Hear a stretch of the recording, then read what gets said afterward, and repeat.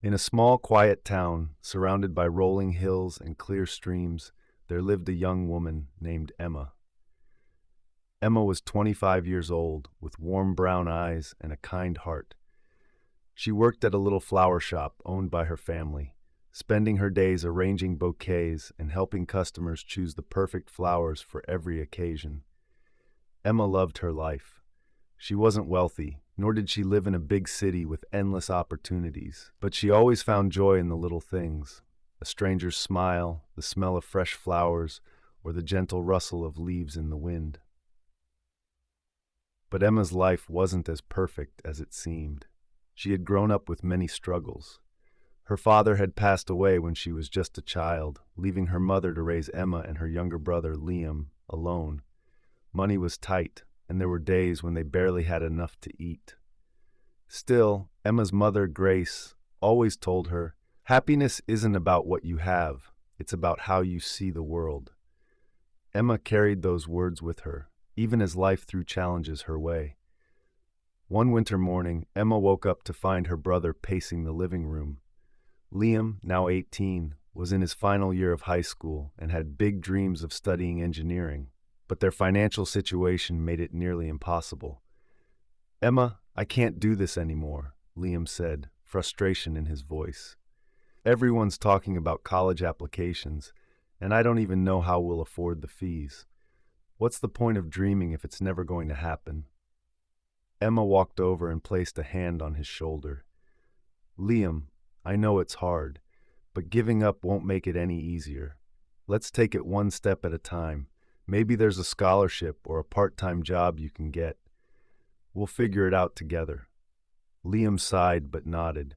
He knew Emma always tried to see the bright side, even when it wasn't easy.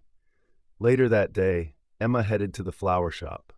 Business had been slow lately because of the harsh winter, and Emma knew they were barely breaking even. As she arranged a bouquet of roses, her best friend Mia walked in. Mia was the complete opposite of Emma, outspoken, bold, and always dressed in the latest fashion. She worked as a journalist for the local newspaper and often teased Emma about her simple life. "Hey, flower girl," Mia said with a grin. "Guess what? I got an offer to work in the city. It's my dream job. I'll be leaving next month." Emma's face lit up. "Mia, that's amazing. I'm so happy for you." Mia hesitated for a moment. "Aren't you tired of this, Emma? Working here, living in this small town? Don't you ever want more?" Emma smiled softly. "It's not about where I am, Mia. It's about how I feel. And I feel happy here. This town, this shop, it's my home." Mia shook her head, laughing.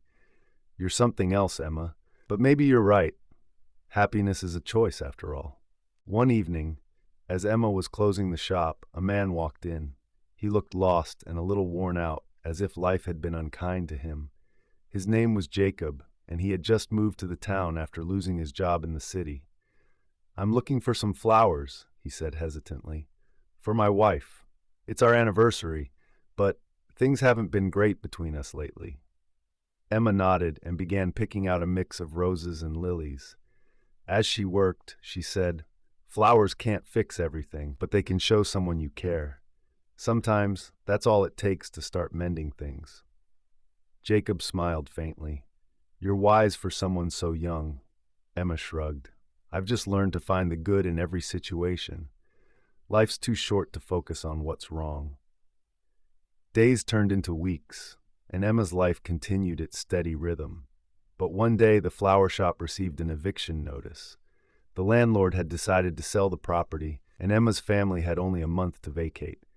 Grace was heartbroken. "This shop was your father's dream," she said, tears in her eyes. Emma felt a pang of sadness but didn't let it show. "Mom, we'll find another place, maybe even a better one, and until then we'll sell flowers from home. We've faced worse, haven't we?" Her positivity inspired Grace, and together they began planning a small home-based business. Meanwhile, Liam received a letter from a scholarship program he had applied to months ago. To his shock and relief, he had been awarded full funding for college. When he shared the news with Emma, he couldn't stop smiling. "I don't know how to thank you," he said. "You never let me give up." Emma hugged him tightly. You earned this, Liam. Just promise me one thing. Never let life's problems take away your happiness. As time passed, Emma's resilience began to inspire others in the town. Jacob's marriage improved, thanks to the small gesture of flowers and Emma's words. Mia, now living in the city, often called Emma for advice when the fast-paced urban life overwhelmed her, and the home-based flower business began to thrive, with loyal customers supporting Emma's family through the tough times. One evening, as Emma sat by the window, watching the stars, her mother joined her. "You've been through so much, Emma," Grace said. "How do you stay so happy?" Emma thought for a moment before replying, "Because I've learned that happiness isn't about waiting for the storm to pass. It's about dancing in the rain.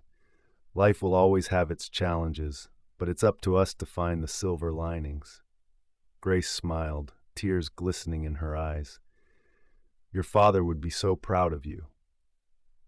Years later, Emma's flower shop became one of the most cherished spots in town.